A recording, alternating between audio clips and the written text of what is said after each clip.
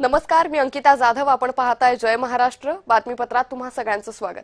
बातमीपत्राच्या सुरुवातीला मोठी बातमी नाशिकमधून समोर येते. टीसीएस कंपनीतील धर्मांतर आणि लैंगिक अत्याचार प्रकरणी नाशिकमध्ये आज सकल हिंदू समाजाचा मोर्चा आहे. टीसीएस कंपनी ते जिल्हाधिकारी कार्यालयापर्यंत हा मोर्चा निघतोय. कंपनीत घडलेल्या घटनेच्या निषेधार्थ मोर्चाचं आयोजन करण्यात आलेलं आहे. त्यामुळे टीसीएस कंपनीतील लैंगिक शोषण आणि धर्मांतर प्रकरणी आज सकल हिंदू समाजातर्फे हा मोर्चा काढण्यात येतोय. तर टीसीएस कंपनी ते जिल्हाधिकारी कार्यालयापर्यंत हा मोर्चा काढला जातोय. तर या मोर्चाच्या पार्श्वभूमीवर शहरात मोठा पोलिसांचा बंदोबस्तही तैनात करण्यात आलेला आहे. नाशिकमध्ये सकल हिंदू समाजाकडून हा मोर्चा काढला जातोय. या संदर्भात अधिक माहिती घेऊयात आमचे प्रतिनिधी किरण गोटूर यांच्याकडून. किरण, टीसीएस कंपनी ते जिल्हाधिकारी कार्यालय असा हा मोर्चा निघतोय. या मोर्चा संदर्भात काय अपडेट? आज या संपूर्ण घटनेचा निषेधार्थ म्हणून हिंदू सकल समाजाच्या वतीने एक मोर्चाचं आयोजन करण्यात आलेलं आहे. ती घटना टीसीएस कंपनीमध्ये घडलेली होती, ती अत्यंत धक्कादायक होती.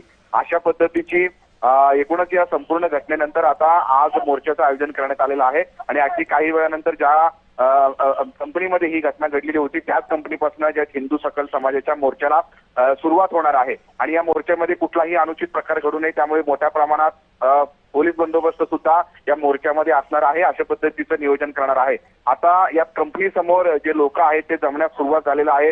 वेगवेगळे हिंदुत्ववादी संघटनाचे लोक असतील, त्याच पद्धतीने भाजपचे पदाधिकारी नेते हे या मोर्चामध्ये दाखल झालेले आहेत. आणि त्याच पद्धतीने भाजपचे आमदार जे आहेत देवयानी फरांदे खरं तर हे सुद्धा मोर्चामध्ये सहभागी होण्यासाठी आता या कंपनी समोर दाखल झालेले आहेत. हळूहळू गर्दी जी आहे ती जमण्यास सुरुवात होत आहे. आणि अगदी काही वेळानंतर म्हणजे 10 ते 20 मिनिटांनंतर या मोर्चाला सुरुवात होईल. नाशिकच्या टीसीएस कंपनीपासून या मोर्चाला सुरुवात होणार आहे आणि जिल्हाधिकारी कार्यालयापर्यंत हा मोर्चा निघणार आहे.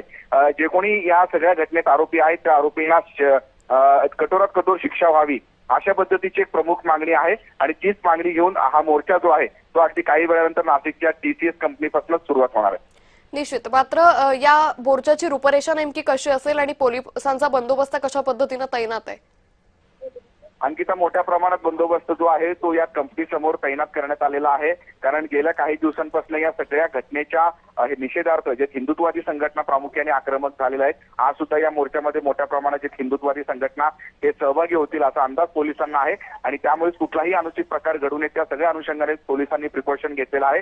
आणि फक्त हिंदुत्ववादी संघटनाच नव्हे तर भाजपची सुद्धा अनेक पदाधिकारी, नेते, नगरसेवक हे या मोर्चामध्ये सहभागी होण्यासाठी नाशिकच्या या टीसीएस कंपनी समोर आता दाखल झालेला आहे. अगदी काही वेळानंतर हा मोर्चा निघणार आहे. नाशिकच्या टीसीएस कंपनीपासून या मोर्चाला सुरुवात होईल. जिल्हाधिकारी कार्यालयापर्यंत हा मोर्चा जाणार आहे. अंतर खूप मोठ्या प्रमाणात आहे आणि त्यामुळेच या संपूर्ण मार्गावरती कुठलाही अनुचित प्रकार घडू नये म्हणून त्यामुळे या संपूर्ण मार्गावरती बंदोबस्त हे जे आहे ते नाशिक पोलिसांकडून तैनात करण्यात आलेला आहे. अगदी काही वेळानंतर या मोर्चाला सुरुवात होणार आहे. निश्चित. किरण, या संदर्भातले अपडेट घेत राहू. तुर्तास धन्यवाद आपण दिलेल्या सविस्तर माहितीसाठी.